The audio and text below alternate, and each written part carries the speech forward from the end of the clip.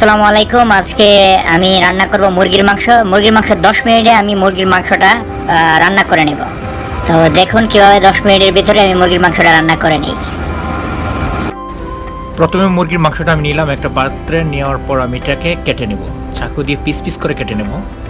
দেখুন আমি piece piece করে কেটে নিচ্ছি।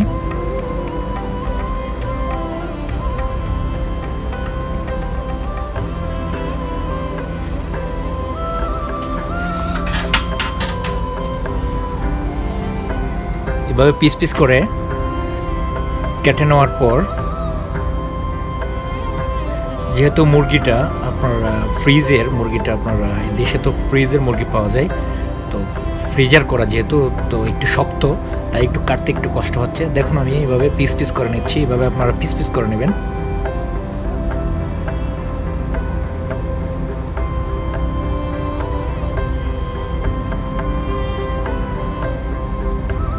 পিস পিস করার পর কাটা শেষ। এখন আমি মুরগিটা ধুয়ে নেব, ভালো করে ধুয়ে একদম পানিটাকে আপনি একদম ক্লিয়ার করে তারপর আলাদা একটা পাত্রে রাখবেন।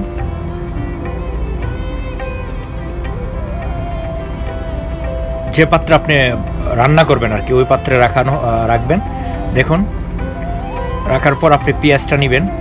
পেঁয়াজ আপনি কেটেও নিতে পারেন, আপনি যে আমার যেহেতু আছে আমি দিয়ে পেঁয়াজটাকে করে নিচ্ছি।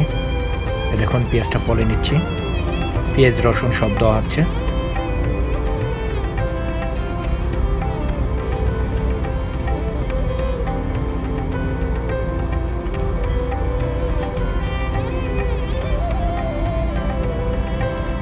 পেঁয়াজ দেওয়া শেষ।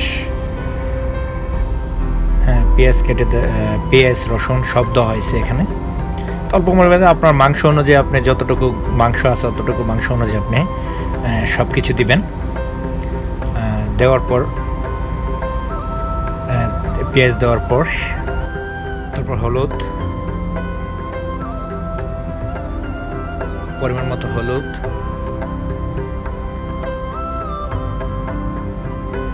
পরিমাণ মতো মরিচ দিবেন। দেখেন মরিচের গুঁড়ো, পরিমাণ মতো মরিচের গুঁড়ো। তারপর আপনি মিক্স মশলা যদি থাকে তাহলে মিক্স মশলাটা দিয়ে সব পাওয়া যাবে আর কি। তো মিক্স মশলা দিবেন। মিক্স মশলা দেওয়ার পর আপনি চিকেন মশলা দিবেন। যদি চিকেন মশলা থাকে আপনার ভালো হয়, বেটার হবে। চিকেন মশলাটা দিবেন। এই দেন চিকেন মশলাটা আপনি মিক্স করে নেবেন।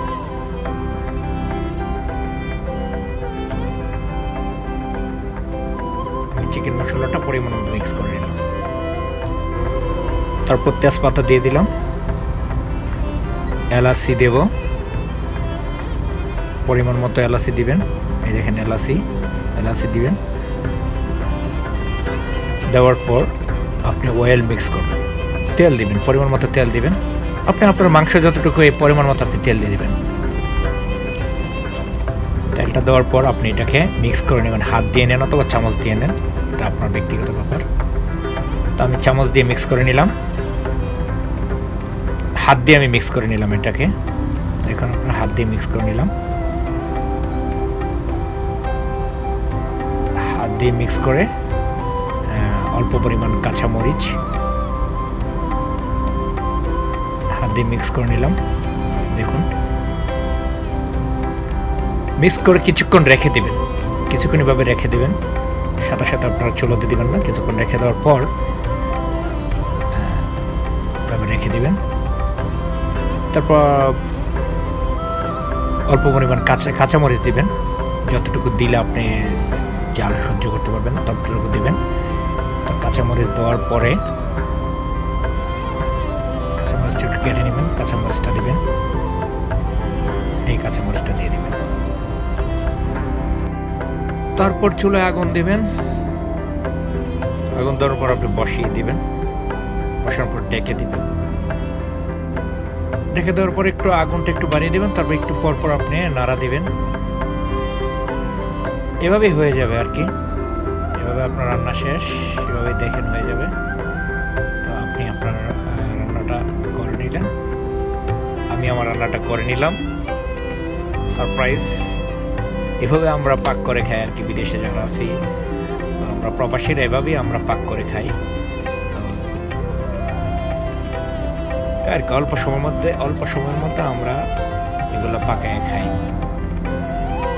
ধন্যবাদ আমার ভিডিওটা দেখার জন্য।